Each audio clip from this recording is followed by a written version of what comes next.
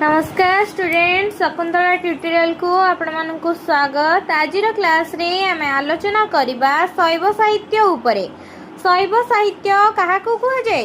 शैव साहित्य हेउची भगवान शिवं को नेई लेखा जाइथिबा साहित्य जेउथिरे कि शिवंकर शक्ति भक्ति और तत्वर वर्णना रही थाए। तबे प्रथम प्रश्न एमसीक्यू आडी जिबा। प्रथम प्रश्न है कलशा चौतीसा पुस्तकर रचयिता किए? कलशा चौतीसा पुस्तकर रचयिता हेउचंती वत्स्या दास। कलशा चौतीसा पुस्तक केउ धर्म संपर्क उल्लेख अछि? कलशा चौतीसा पुस्तक शैव धर्म संपर्क उल्लेख रही अछि। कलशा चौतीसा ग्रंथटी विच्छेन्द्र चरण पट्टनायकर प्रचेष्टा केते ख्रीष्टाब्द लोकलोचन को आसीथिला? कलशा चौतीसा ग्रंथटी विच्छेन्द्र चरण पट्टनायक प्रचेष्टा 1931 मसीह लोकलोचन को आसीथिला। रुद्र सुधानिधि पुस्तकर रचयिता किए? रुद्र सुधानिधि पुस्तकर रचयिता नारायण नंद अवधूत स्वामी। रुद्र सुधानिधि पुस्तकर रचयिता किए? ना रुद्र सुधानिधि पुस्तकर रचयिता हेउचंती नारायण नंद अवधूत स्वामी। रुद्र सुधानिधि ग्रंथटी केउ शैली रे रचित?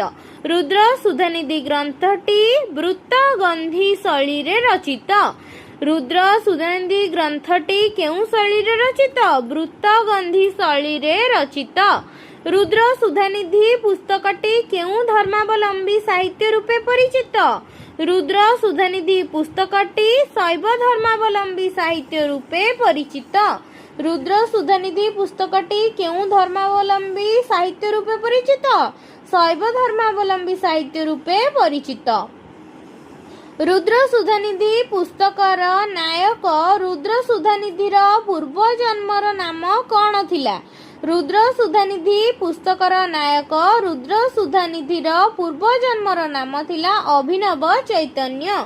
रुद्र सुधानिधि पुस्तकर नायक रुद्र सुधानिधिर पूर्व जन्मर नाम थिला अभिनव चैतन्य। रुद्र सुधानिधि पुस्तकर नायिकार नाम कौन थिला? रुद्र सुधानिधि पुस्तकर नायिकार नाम थिला अविद्या मृत्यु संजीवनी करणी। कौन थिला ना? अविद्या मृत्यु संजीवनी करणी। रुद्र सुधानिधि पुस्तकर नायिकार नाम थिला अविद्या मृत्यु संजीवनी करणी। डॉक्टर करुणाकर करंकर संपादित रुद्र सुधानिधि पुस्तक केते ख्रीष्टाब्द रे ओडिशा साहित्य एकाडेमी द्वारा प्रकाशित होइतिला? डॉक्टर करुणाकर करंकर संपादित रुद्र सुधानिधि पुस्तक 1965 मसीह रे ओडिशा साहित्य एकाडेमी द्वारा प्रकाशित होइतिला। केउ पुस्तक रे शैव शाक्त वैष्णव धर्मर कथा वर्णित होइछि? रुद्र सुधानिधि पुस्तक शैव शाक्त वैष्णव धर्मर कथा वर्णित होइछि। सोमनाथ व्रत कथा पुस्तक केउ धर्म कथा उल्लिखित होइछि? सोमनाथ व्रत कथा पुस्तक शैव धर्म कथा उल्लिखित होइछि। किए सर्वप्रथमे 1932 ख्रीष्टाब्द सोमनाथ व्रत कथार किछि अंश प्राचीन गद्य पद्यादर्श पुस्तकर प्रकाश करथिले? अध्यापक आर्तवल्लभ महांती सर्वप्रथमे 1932 ख्रीष्टाब्द सोमनाथ व्रत कथार अंश प्राचीन गद्य पद्यादर्श पुस्तक प्रकाश करथिले। अध्यापक आर्तवल्लभ महांती 1932 ख्रीष्टाब्द सोमनाथ व्रत कथार किछि अंश प्राचीन गद्य पद्यादर्श पुस्तक प्रकाश करथिले। डॉक्टर जानकी वल्लभ महांती केते ख्रीष्टाब्द सोमनाथ व्रत कथा को संग्रह करी संपूर्ण रूपे प्रकाश करथिले? ना 1968 मसीह डॉक्टर जानकी वल्लभ महांती सोमनाथ व्रत कथा को संग्रह करी संपूर्ण रूपे प्रकाश करथिले। माळव बोली देश तही पाटली बोली नगर तही वीर विक्रमादित्य बोली राजा से राजा महाप्रतापी ସେ କଟକର ଅନେକ ମହିମା ଘରେ ଘରେ ସୁବର୍ଣ୍ଣ କଳସ ବସାନ୍ତି। ଧବଳମୟ ପୁର ଅତି ସୁନ୍ଦର ସୁବର୍ଣ୍ଣ କଳସ ଉପରେ ନେତ ପତାକା ଉଡ଼ାନ୍ତି ଇତ୍ୟାଦି ପ୍ରସଙ୍ଗ କେଉଁ ଗ୍ରନ୍ଥରେ ବର୍ଣ୍ଣିତ? ସୋମନାଥ ବ୍ରତ କଥାରେ ବର୍ଣ୍ଣିତ ଅଛି। ଭାଦ୍ରବ ମାସ ଶୁକ୍ଳପକ୍ଷ ଷଷ୍ଠୀ ଦିନରେ କେଉଁ ବ୍ରତ ପାଳନ କରାଯାଏ? ଭାଦ୍ରବ ମାସ ଶୁକ୍ଳପକ୍ଷ ଷଷ୍ଠୀ ଦିନରେ ସୋମନାଥ ବ୍ରତ କଥା ପାଳନ କରାଯାଏ।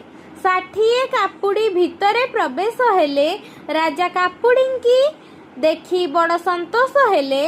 ସମସ୍ତ କାପୁଡ଼ିଙ୍କ ଆସନ ଦେଲେ। କାପୁଡ଼ିମାନେ ବୋଇଲେ ଆମ୍ଭେ ଭୋକା ହୋଇଅଛୁ, ଆମ୍ଭକୁ ଭିକ୍ଷା ଦେବ। ଏହି ପ୍ରସଙ୍ଗ କେଉଁ ଗ୍ରନ୍ଥରେ ବର୍ଣ୍ଣିତ ଥିଲା? ସୋମନାଥ ବ୍ରତ କଥାରେ ବର୍ଣ୍ଣିତ ଥିଲା। କେଉଁ ଗ୍ରନ୍ଥର ନାୟକ ଅଭିନବ ଚୈତନ୍ୟ 50 ବର୍ଣ୍ଣ ଭେଦର ଶିବଙ୍କୁ ସ୍ତୁତି କରିଛି? ରୁଦ୍ରସୁଧାନିଧି ଗ୍ରନ୍ଥର ନାୟକ ଅଭିନବ ଚୈତନ୍ୟ 50 ବର୍ଣ୍ଣଭେଦରେ ଶିବଙ୍କୁ ସ୍ତୁତି କରିଛି। ଓଡ଼ିଆ ସାହିତ୍ୟରେ ପ୍ରଥମେ ଚଉତିଶାର ନାମ କ'ଣ? ଓଡ଼ିଆ ସାହିତ୍ୟରେ ପ୍ରଥମ ଚଉତିଶାର ନାମ କଳସା ଚଉତିଶା। କାମାନନ୍ଦ ଯୋଗୀ କେଉଁ ପୁସ୍ତକର ଖଳ ଚରିତ୍ର? କାମାନନ୍ଦ ଯୋଗୀ ରୁଦ୍ରସୁଧାନିଧି ପୁସ୍ତକର ଖଳ ଚରିତ୍ର ଅଟେ। ରୁଦ୍ରସୁଧାନିଧି ଗ୍ରନ୍ଥର ପ୍ରଥମ ଆଲୋଚକ କିଏ? ରୁଦ୍ରସୁଧାନିଧି ଗ୍ରନ୍ଥର ପ୍ରଥମ ଆଲୋଚକ ଆର୍ତ୍ତବଲ୍ଲଭ ମହାନ୍ତି। କଳସ ଶବ୍ଦର ଅର୍ଥ କ'ଣ? ମଙ୍ଗଳ ଗୀତି। କଳସ ଶବ୍ଦର ଅର୍ଥ କ'ଣ? ମଙ୍ଗଳ ଗୀତି। କଳସ ଚଉତିଶାର ରଚୟିତା କିଏ? ବର୍ଷା ଦାସ। କଳସ ଚଉତିଶାରେ କାହା ବିଷୟରେ ବର୍ଣ୍ଣନା କରାଯାଇଛି? ଶୈବ ସାହିତ୍ୟ ବିଷୟରେ ବର୍ଣ୍ଣନା କରାଯାଇଛି। ଆର୍ତ୍ତବଲ୍ଲଭ ମହାନ୍ତି କଳସ ଚଉତିଶାର ରଚୟିତା ବର୍ଷା ଦାସକୁ କେଉଁ ଶତାବ୍ଦୀର ବୋଲି ପ୍ରମାଣିତ କରିବାକୁ ଚେଷ୍ଟା କରିଛନ୍ତି? ଚତୁର୍ଦ୍ଦଶ ଶତାବ୍ଦୀର ବୋଲି ପ୍ରମାଣ କରିବାକୁ ଚେଷ୍ଟା କରିଛନ୍ତି।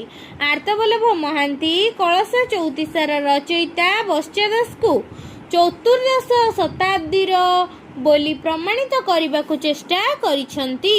ନେକ୍ସଟ କ୍ୱେଶ୍ଚିନ୍, କେଉଁ ଗ୍ରନ୍ଥରେ ଶିବ ଓ ପାର୍ବତୀଙ୍କର ବିବାହ ଉପାଖ୍ୟାନ ବର୍ଣ୍ଣିତ ଅଛି? କଳସା ଚଉତିଶାରେ ଶିବ ପାର୍ବତୀଙ୍କ ବିବାହ ଉପାଖ୍ୟାନ ବର୍ଣ୍ଣିତ ଅଛି। ଖୁଁ ଖୁଁ ଖାସ ସାହା ସେଣ ପେଲୁଅଛି ଧଇଁ, ଖର ନିଶ୍ୱାସ ବୁଢ଼ାର ମାଥ ଲାଗେ ଭୁଇଁ, ଖଣ୍ଡିଆ ଯୋଗୀର ସଙ୍ଗେ ନାହିଁ ଜାନ ତାର, ଖଣ୍ଡିଆ ବଳଦ ବୁଢ଼ା ବାନ୍ଧିଛି ପଖର। ଉକ୍ତ ଉର୍ଦ୍ଦୁତାଂଶଟି କେଉଁ ଗ୍ରନ୍ଥର? କଳସା ଚଉତିଶା ଗ୍ରନ୍ଥର। ଛିନ୍ନ ଅଙ୍ଗେ ଛିଣ୍ଡା କନ୍ଥା ଲାଗିଛି ତାହାର, ଛାର ପାଉଁଶ ଲୋଚାଏ ଲେପିଛି ଶରୀର, ଛନ୍ଦି ଅଛି ସର୍ପ ମାଳି ମୁଣ୍ଡେ ଆଭରଣ, ଛଟକେ ଭେଳିକି ବୁଢ଼ା ଲଗାଇଲା ଜାଣ। କେଉଁଥିରେ ବର୍ଣ୍ଣିତ ଅଛି? କଳସା ଚଉତିଶାରେ ବର୍ଣ୍ଣିତ ଅଛି। ଦଶମ ଶତାବ୍ଦୀରେ ନିର୍ମିତ ହୋଇଥିବା କେଉଁ ମନ୍ଦିରକୁ ଜେମ୍ସ ଫର୍ଗୁସନ୍ ଓଡ଼ିଶା ସ୍ଥାପତ୍ୟର ରତ୍ନ ବୋଲି କହିଛନ୍ତି? ଦଶମ ଶତାବ୍ଦୀରେ ନିର୍ମିତ ହୋଇଥିବା ମନ୍ଦିର ହେଉଛି ମୁକ୍ତେଶ୍ୱର ମନ୍ଦିର, ଯାହାକୁ ଜେମ୍ସ ଫର୍ଗୁସନ୍ ଓଡ଼ିଶା ସ୍ଥାପତ୍ୟ ରତ୍ନ ବୋଲି କହିଛନ୍ତି। କେଉଁ ମନ୍ଦିରର ଆକୃତି ମେରୁ ଶୃଙ୍ଗ ପରି ଦେଖାଯାଏ? ରାଜାରାଣୀ ମନ୍ଦିରର ଆକୃତି ମେରୁ ଶୃଙ୍ଗ ପରି ଦେଖାଯାଇଥାଏ। କେଉଁ ମନ୍ଦିରର ଆକୃତି ମେରୁ ଶୃଙ୍ଗ ପରି ଦେଖାଯାଇଥାଏ? ରାଜାରାଣୀ ମନ୍ଦିରର ଆକୃତି ମେରୁ ଶୃଙ୍ଗ ପରି ଦେଖାଯାଇଥାଏ। ସପ୍ତମାତୃକା ମୂର୍ତ୍ତି କେଉଁଠାରୁ ଉଦ୍ଧାର କରାଯାଇ ଓଡ଼ିଶା ରାଜ୍ୟ ସଂଗ୍ରହାଳୟରେ ରଖାଯାଇଛି? ସପ୍ତମାତୃକା ମୂର୍ତ୍ତି ବିନ୍ଦୁସାଗରରୁ ଉଦ୍ଧାର କରାଯାଇ ଓଡ଼ିଶା ରାଜ୍ୟ ସଂଗ୍ରହାଳୟରେ ରଖାଯାଇଛି। କେଉଁ ମନ୍ଦିରରେ ଶୈବ ଓ ବୈଷ୍ଣବ ଧର୍ମର ମତରେ ସମନ୍ୱୟ ପରିଲକ୍ଷିତ ହୁଏ? ଲିଙ୍ଗରାଜ ମନ୍ଦିରରେ ଶୈବ ଓ ବୈଷ୍ଣବ ଧର୍ମର ମତରେ ସମନ୍ୱୟ ପରିଲକ୍ଷିତ ହୋଇଥାଏ। ତୁଳସୀ ଓ ବେଲପତ୍ର କେଉଁ ମନ୍ଦିରରେ ପୂଜା କରାଯାଏ? ଲିଙ୍ଗରାଜ ମନ୍ଦିରରେ ତୁଳସୀ ଓ ବେଲପତ୍ର ପୂଜା କରାଯାଇଥାଏ। କଳସା ଚଉତିଶା ପୁସ୍ତକରେ କେଉଁ ରସର ପ୍ରାଧାନ୍ୟ ଦେଖାଯାଏ? କଳସା ଚଉତିଶାରେ ହାସ୍ୟ ରସର ପ୍ରାଧାନ୍ୟ ଦେଖାଯାଇଥାଏ। ରୁଦ୍ରସୁଧାନିଧି ପୁସ୍ତକରେ କେଉଁ ରସର ଗୁରୁତ୍ୱ ଆରୋପ ରହିଛି? ରୁଦ୍ରସୁଧାନିଧି ପୁସ୍ତକରେ ଶୃଙ୍ଗାର ରସର ଗୁରୁତ୍ୱ ଆରୋପ ରହିଛି। ଶ୍ରୀ ଏକାମ୍ବର ବନ ଆଚାର୍ଯ୍ୟ ଶ୍ରୀ ଭୁବନାଦି ଦେବ ଦେବୀର ବରପୁତ୍ର। ଏହା କେଉଁ ଗ୍ରନ୍ଥରେ ବର୍ଣ୍ଣିତ ହୋଇଛି? ରୁଦ୍ର ସୁଧାନିଧି ଗ୍ରନ୍ଥରେ ବର୍ଣ୍ଣିତ ହୋଇଛି। ଡକ୍ଟର କରୁଣାକର କର କେଉଁ ସମ୍ପାଦନ ପୁସ୍ତକର ମୁଖବନ୍ଧରେ ଲେଖିଛନ୍ତି? 1936 ମସିହାରେ ନିମାପଡ଼ା ସଂସ୍କୃତ ଟୋଲରେ କ ପୋଥିରୁ ଏବଂ 7-8 ବର୍ଷ ପରେ କଟକର ରୋଦନାପୁରଠାରେ ଖ ପୋଥିରୁ ପାଇଥିଲେ। ରୁଦ୍ର ସୁଧାନିଧି ଗ୍ରନ୍ଥରେ ଶିବ ଓ ପାର୍ବତୀଙ୍କ କଥୋପକଥନ ଛଳରେ କେଉଁ ପୁସ୍ତକ ରଚିତ? ଶିବ ଓ ପାର୍ବତୀଙ୍କ କଥୋପକଥନ ଛଳରେ ରୁଦ୍ର ସୁଧାନିଧି ପୁସ୍ତକ ରଚିତ। କ୍ଷୀର ସିନ୍ଧୁ ପାରୁଷେ ମଇଲାଣ ଦେଶେ ଅମୃତ ତୋୟ ନଦୀର ପାଶେ ଏକ କଟକ ଅଛି। ସେ କଟକର ବସୁଧା ମଣ୍ଡନ। ସେ ରାଜ୍ୟରେ ରାଜାଙ୍କ ନାମ ଅନଙ୍ଗ ପଦ୍ମାକର। ପାଟ ମହିଷୀର ନାମ ଶଶୀ ପ୍ରଭା। ଅଭିନବ ଚୈତନ୍ୟ ପାଟ ମହିଷୀ ଶଶୀ ପ୍ରଭାଙ୍କ ଗର୍ଭରେ ଜନ୍ମଗ୍ରହଣ କଲେ। ଏହି ଉଦ୍ଧୃତାଂଶଟି କେଉଁଥିରୁ ଆସିଛି? ରୁଦ୍ର ସୁଧାନିଧି ଗ୍ରନ୍ଥରୁ ଆସିଛି। ପୃଥ୍ୱୀ ତିଳକର ରାଜା ଧର୍ମଧ୍ୱଜ ଓ ରାଣୀ କୋକିଳାବତୀଙ୍କ ଔରସରୁ କେଉଁ ନାୟିକା ଜନ୍ମଗ୍ରହଣ କରିଥିଲା? ଅବିଦ୍ୟା ମୃତ୍ୟୁ ସଞ୍ଜୀବନୀ କରଣୀ। ଅନିଳ ଖେଚର କେଉଁ ପୁସ୍ତକର ଚରିତ୍ର? ରୁଦ୍ର ସୁଧାନିଧି ପୁସ୍ତକର ଚରିତ୍ର ହେଉଛି ଅନିଳ ଖେଚର। କିଏ ରୁଦ୍ର ସୁଧାନିଧି ଗ୍ରନ୍ଥର ସହାୟକୁ? ସାରଳା ଦାସଙ୍କର ପରବର୍ତ୍ତୀ ଓ ବଳରାମ ଦାସଙ୍କର ପୂର୍ବବର୍ତ୍ତୀ ଅର୍ଥାତ୍ ଚୈତନ୍ୟଙ୍କ ଓଡ଼ିଶା ଆଗମନ ପୂର୍ବରୁ ରଚନା ବୋଲି ଅଭିହିତ କରିଛନ୍ତି। ଡକ୍ଟର କରୁଣାକର କର ରୁଦ୍ର ସୁଧାନିଧି ଗ୍ରନ୍ଥର ସମୟକୁ ସାରଳା ଦାସଙ୍କ ପରବର୍ତ୍ତୀ ଓ ବଳରାମ ଦାସଙ୍କର ପୂର୍ବବର୍ତ୍ତୀ ଅର୍ଥାତ୍ ଚୈତନ୍ୟଙ୍କ ଓଡ଼ିଶା ଆଗମନ ପୂର୍ବର ରଚନା ବୋଲି ଅଭିହିତ କରିଛନ୍ତି। ରୁଦ୍ର ସୁଧାନିଧିର ରଚନା କାଳକୁ ତ୍ରୟୋଦଶ ବା ଚତୁର୍ଦ୍ଦଶ ଶତାବ୍ଦୀର ରଚନା ଏବଂ ତାର ଭାଷା, ରଚନା ଶୈଳୀ, ବାକ୍ୟ ବିନ୍ୟାସ ଓ ଶବ୍ଦ ବ୍ୟବହାର ଦୃଷ୍ଟିରୁ ଏହାକୁ ସପ୍ତଦଶ ଶତାବ୍ଦୀର ପୂର୍ବବର୍ତ୍ତୀ ରଚନା ବୋଲି କିଏ କହିଛନ୍ତି? ଡକ୍ଟର ଆର୍ତ୍ତବଲ୍ଲଭ ମହାନ୍ତି। ରୁଦ୍ର ସୁଧାନିଧିର ରଚନା କାଳକୁ ତ୍ରୟୋଦଶ ବା ଚତୁର୍ଦ୍ଦଶ ଶତାବ୍ଦୀର ରଚନା ଏବଂ ତାର ଭାଷା, ରଚନା ଶୈଳୀ, ବାକ୍ୟ ବିନ୍ୟାସ ଓ ଶବ୍ଦ ବ୍ୟବହାର ଦୃଷ୍ଟିରୁ ଏହାକୁ ସପ୍ତଦଶ ଶତାବ୍ଦୀ ପୂର୍ବବର୍ତ୍ତୀ ରଚନା ବୋଲି ମତବ୍ୟକ୍ତ କରିଛନ୍ତି। କିଏ ମତବ୍ୟକ୍ତ କରିଛନ୍ତି? ଆର୍ତ୍ତବଲ୍ଲଭ ମହାନ୍ତି ମତବ୍ୟକ୍ତ କରିଛନ୍ତି। ତେବେ ଆଜି ଆଲୋଚନା କଲେ ଶୈବ ସାହିତ୍ୟର 40ଟି MCQ ଡିସ୍କସନ୍। ତେବେ ଆମେ ସମ୍ପୂର୍ଣ୍ଣ ଭାବରେ ସଂକ୍ଷିପ୍ତରେ କ'ଣ ଜାଣିଲେ? ଶୈବ ସାହିତ୍ୟ ମାନେ ହେଉଛି ଭଗବାନ ଶିବଙ୍କୁ କେନ୍ଦ୍ର କରି ରଚିତ ସାହିତ୍ୟ। ଏହା ଭାରତୀୟ ଧାର୍ମିକ ଓ ଭକ୍ତିମୟ ସାହିତ୍ୟର ଏକ ଗୁରୁତ୍ୱପୂର୍ଣ୍ଣ ଅଂଶ। ଏହାର ବିଶେଷତା ହେଉଛି ଶିବଙ୍କୁ ସର୍ବୋଚ୍ଚ ଦେବତା ଭାବେ ଗ୍ରହଣ କରାଯାଇଥାଏ। ଭକ୍ତି, ତ୍ୟାଗ ଓ ଧ୍ୟାନର ମହତ୍ତ୍ୱ ଏଥିରେ ନିହିତ ଥାଏ। ସରଳ ଭାଷାରେ ଗଭୀର ତତ୍ତ୍ୱ ଏଥିରେ ପ୍ରତିପାଦିତ ହୋଇଥାଏ। ଜୀବନ ଓ ମୃତ୍ୟୁର ତତ୍ତ୍ୱ ଉପରେ ଏହା ଆଲୋଚିତ ହୋଇଥାଏ। ତେବେ ଯଦି ଭିଡ଼ିଓଟି ଭଲ ଲାଗିଥାଏ ଲାଇକ୍, ସେୟାର ଏବଂ କମେଣ୍ଟ କରିବେ ଏବଂ ଶକୁନ୍ତଳା ଟ୍ୟୁଟୋରିଆଲକୁ ସବସ୍କ୍ରାଇବ୍ କରିବେ।